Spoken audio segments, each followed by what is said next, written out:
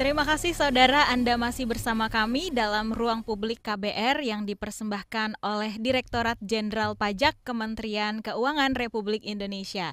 Dan kita masih berbincang soal perpajakan bagi selebgram. Ini hal yang sangat menarik ya. Dengan dua narasumber kita ada Pak Giarso dan Mas Bima Pradana Putra selaku fungsional penyuluh ahli pajak ahli muda.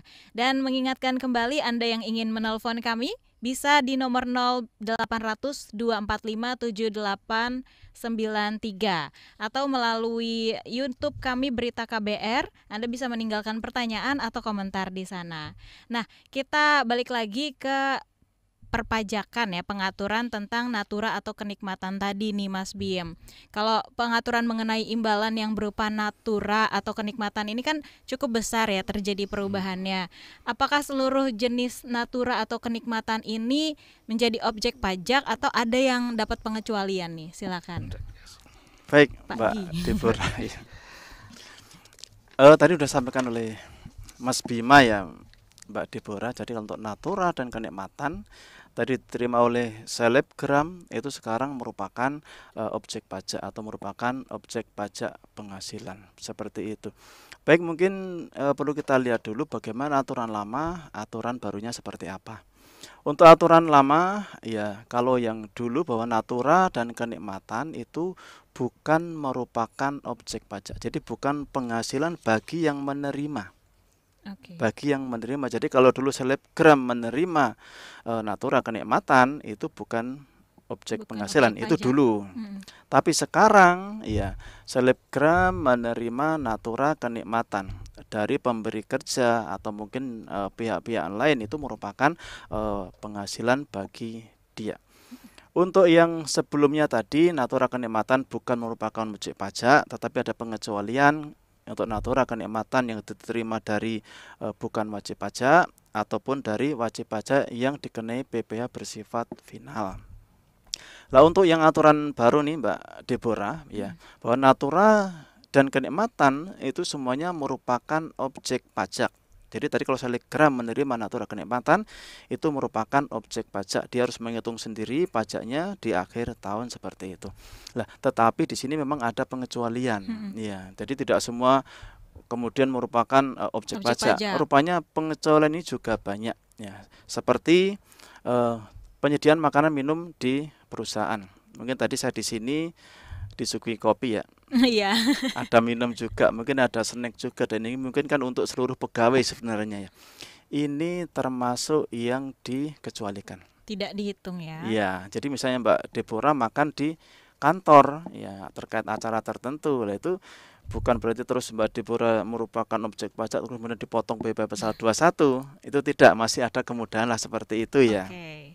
Nah, selain itu apa lagi, Pak? Selain itu untuk daerah tertentu, Mbak, daerah tertentu, daerah terpencil. Jadi ada daerah tertentu secara ekonomis bisa dikembangkan, tetapi memang jauh dari peradaban seperti itu.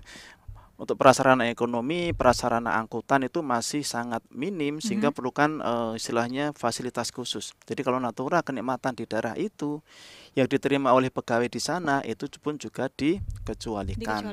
Seperti itu. Kemudian berikutnya terkait dengan keharusan pekerjaan. Ya, keharusan pekerjaan tadi katakanlah untuk seragam, untuk perlengkapan, untuk istilahnya antar jemput karyawan itu pun juga masih dikecualikan. Kemudian untuk mungkin yang langsung yang nomor 5 ya. Kalau untuk yang dari APBD, APBN itu mungkin tidak perlu saya jelaskan. Ini yang diterima misal PNS menerima natura kenikmatan dari kantor, dari instansi pemerintah, itu jelas dikecualikan. Seperti ini yang tadi misal fasilitas kendaraan seperti itu. Suka kan ada kendaraan ya, dinas. Betul, gitu, misalnya Pak. kendaraan dinas yang diterima oleh kami sebagai PNS itu otomatis istilahnya tidak dikenakan pajaknya. Tetapi kalau diterima oleh swasta, kita lihat dulu aturannya seperti apa. Kemudian terkait dengan natura besaran tertentu atau batasan tertentu. Di sini dicontohkan terkait bingkisan, Mbak. Bingkisan dalam rangka hari raya. Sering ya di KBR membagi THR bentuknya parcel. Bingkisan, iya. Sering. Iya. Kadang-kadang. Pokoknya pas hari raya lah. Pas hari raya. Iya, nggak pas tiap hari raya juga agak boncos ya. Iya. Kalau bingkisan dalam rangka hari raya, Mbak, itu juga dikecualikan dari objek pajak. Tetapi di sini hari raya juga harus kita perhatikan hari raya apa. Hari raya Idul Fitri, hari raya Natal, kemudian Waisak, dan kemudian tahun baru Imlek. Jadi kalau untuk hari raya Idul Adha misalnya di sini memperoleh parcel juga, ya mohon maaf itu termasuk yang istilahnya Kena objek pajak itu yang objek kena pajak. seperti itu. Oke. Kemudian berikutnya ini masih dalam bingkisan, cuman diberikan bukan dalam rangka hari raya. Ya, di Misalnya, luar hari raya. Ya misalnya Mbak Deborah diberikan bingkisan mungkin berupa TV, mungkin berupa perlengkapan rumah tangga dan lain sebagainya. Nah itu pun dikecualikan tetapi ada batasannya. ada nominalnya. Ada nominalnya. Jadi kalau dalam 1 tahun melebihi 3 juta, maka kelebihan tadi yang akan dikenakan. Ya, kalau misalnya kita berbicara Diakumulasi seperti itu. Oke, yang lebihnya ya. Lebihnya Contoh dia harga barangnya 4 juta, berarti yang 1 juta itu yang kena potongan. Misalnya bulan pertama dia Mbak Deborah menerima 1 juta, bulan kedua 1 juta, berarti udah 2. Bulan ketiga 3 juta, bulan keempat diberikan lagi 1 juta. Nah ini bulan keempat ini yang kena. Ya, akumulatif dia. Akumulatif. Bulan 1 sampai dengan 3 ini masih belum dikenakan. Ya. Seperti itu. Selanjutnya Pak. Selanjutnya terkait peralatan dan fasilitas kerja, misalnya diberikan laptop, komputer, kemudian ponsel juga, ya ini tapi dalam rangka untuk menunjang pekerjaan pegawai. Walaupun mungkin laptop tadi dibawa pulang, ponsel dibawa pulang, tetapi untuk menunjang pekerjaan daripada pegawai tersebut.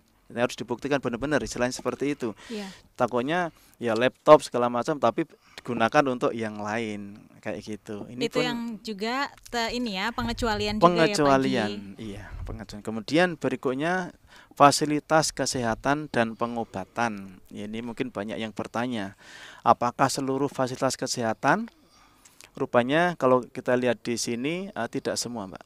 Jadi fasilitas kesehatan terkait kecelakaan kerja, terkait penyakit akibat kerja, terkait kedaruratan penyelamatan jiwa, terkait pengobatan lanjutan terkait kecelakaan kerja atau penyakit akibat kerja tadi, Mbak. Jadi kalau misalnya Mbak Deborah berobat, tapi bukan dalam rangka yang ini, mungkin berobat dalam rangka untuk kecantikan, misalnya seperti gitu itu, ya, operasi plastik, iya, operasi plastik. Jangan terus kemudian ini dikecualikan, enggak, ini kan ada untuk menunjang pekerjaan gitu, alih-alih ya. Iya, memang menunjang, cuman aturan memang sudah sangat jelas tadi, kecelakaan kerja, sakit akibat kerja dan seterusnya seperti itu. Oke, jadi fasilitas kesehatan buat karyawan juga ada pengecualian, tapi nggak semua gitu tidak ya semua. Pak ya? Iya, tidak semua. Oke, nah kemudian apa lagi Pak Gi? Baik, berikutnya ini fasilitas olahraga. Itu pun bisa, tetapi kecuali terkait pacuan kuda, terkait balap perahu motor, terkait terbang layang, olahraga otomotif, itu kalau terkait itu pasti kena.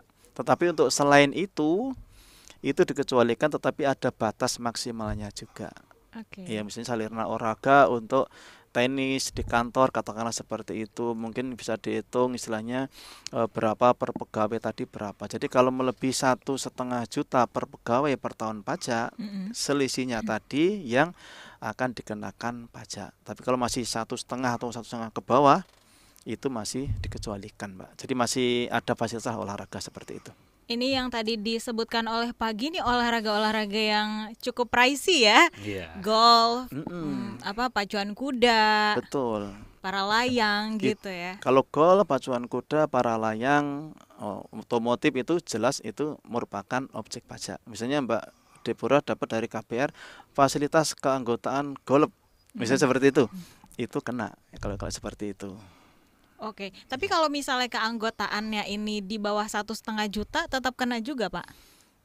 Tetap kena, walaupun misalnya keanggotaan anggota golf, katakan seperti itu, olahraga golf, walaupun di bawah 1,5 juta itu tetap kena. Oke. Karena ini udah jenis-jenisnya udah khusus, udah olahraga yang eksklusif, yang karena per tahun, Mbak. Oke. Kayak mungkin nggak ada ya kayaknya membership golf yang Iya. 1,5 juta per tahun tuh nggak ada, Pak.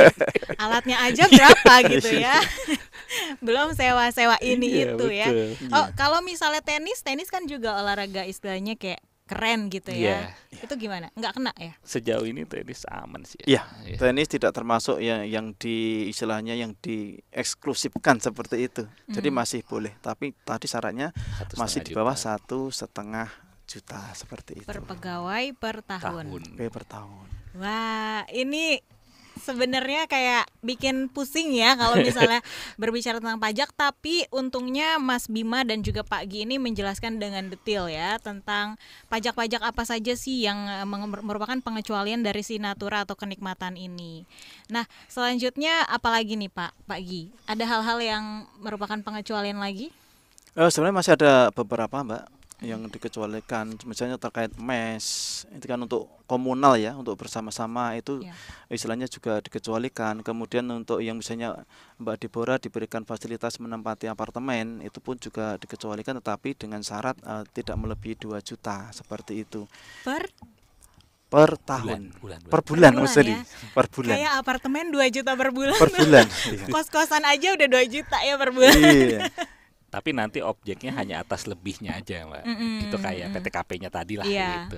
Yang kalau misalnya di atas 2 juta baru kena Iya, potongan itu Betul, ya. per bulan, Mbak.